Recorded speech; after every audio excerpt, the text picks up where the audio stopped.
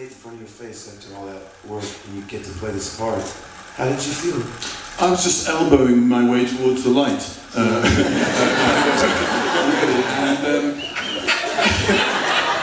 I wasn't thinking... The honesty here is getting really good. I was just trying to survive, and the thing is, what went wrong for me, luckily I had me as a director, because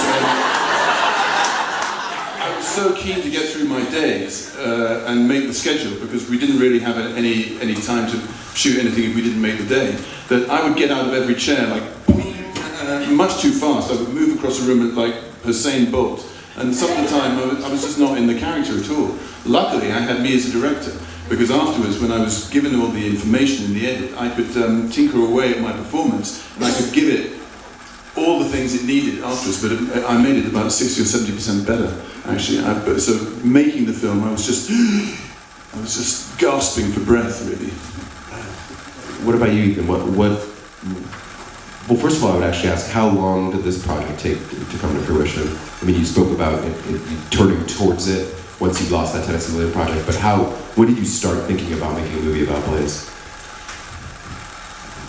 It was kind of the opposite of almost every other experience I've had. It happened so fast. I'm really good friends with this man, Ben Dickey. He's a musician. I've been watching him play for years. I've been watching him struggle. You know, and I in this profession, you see friends who are so gifted, actors who can't find a break, writers who don't, even after 12 years, don't get their script made. You know, you see it all the time. Sometimes it weighs on you when you're getting a lot of pats on the back, and you see in the back of the room somebody that's working just at least as hard as you, with no pats on the back. And especially Dead Poets Society came out, I was 18, you know, and a lot of the road has been paved, you know, and I say that with no pride, you know, but I gotta walk it, it's there. And I love Ben, and I love his music, and I love his poetry, and it was New Year's Eve, and I started realizing that he was from Arkansas, and how much I was talking to him about Blaze Foley and keeping the faith, that there are a lot of poets of the first order that just don't.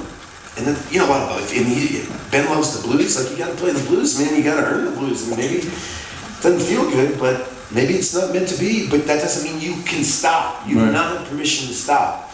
And I was thinking a lot about Blaze Foley, and also I worried for Ben. You know, we have friends who work.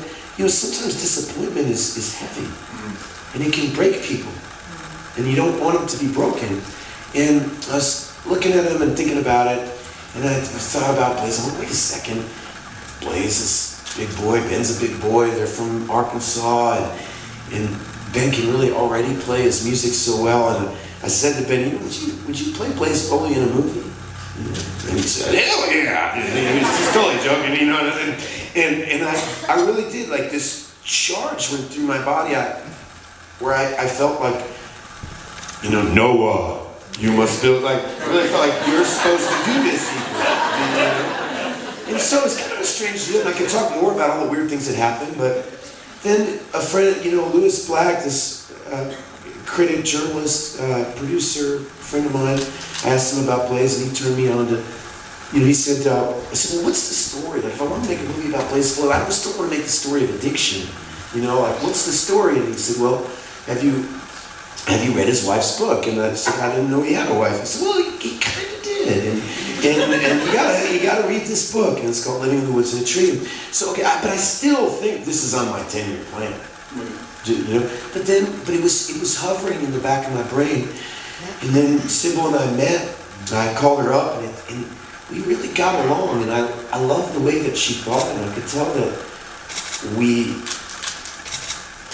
she reminded me of friends of mine. Like, it was like that. You know, you felt like safe, and it was going to be okay. And it seemed like it'd be fun to work with her. And so, screenplay was how could it be? And my wife and I were reading the book and thinking about it. But meanwhile, I'm planning to direct this big movie and be really a big shot. You know, and this is something I'll do someday maybe.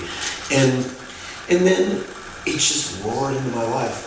And I swear, on August 21st, I thought I was going to do something else. And by the end of Labor Day weekend, I was making a movie called Blaze. Right. And we just went at it hard. And I would tell people, this is we're going after it. If I got $50,000, I was going to make it for $50,000. If I got it for 100, I did 100. But I'm making the movie. Right. And I told Ben, I said, this movie may all take place in one room with you playing guitar. I'm making this movie.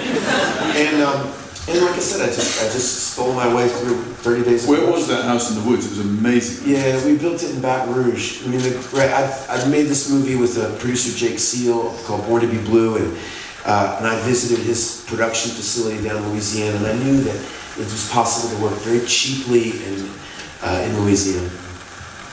Frugally is the right word. Frugally, not cheaply. It's because it's smart and rich. Smart. It is. It's an amazing location. That house is It's fantastic. beautiful. You know. So everyone likes to talk about it. You know, every biopic you see is about somebody who becomes famous and who's winning something, and you know, it inevitably makes us all feel really bad. You know? And I'm a strange. Like even when I watch sports, you know, I love the guy who misses the shot at the last second. You know, I love him. You know, I get so interested in what his day is like in the locker room and how he picks himself up, and I find it so interesting because I don't feel like that the winner represents me. I don't relate to that experience. It's so temporal anyway. No sooner have you won something than you start losing 2 seconds later, and so I find that story much more interesting. I like the idea that you, in response to that you both made films where your protagonist dies at the end. Spoiler alert. Sorry, here we go. I mean, it is interesting that both of you, you know, and just take this for what it is, but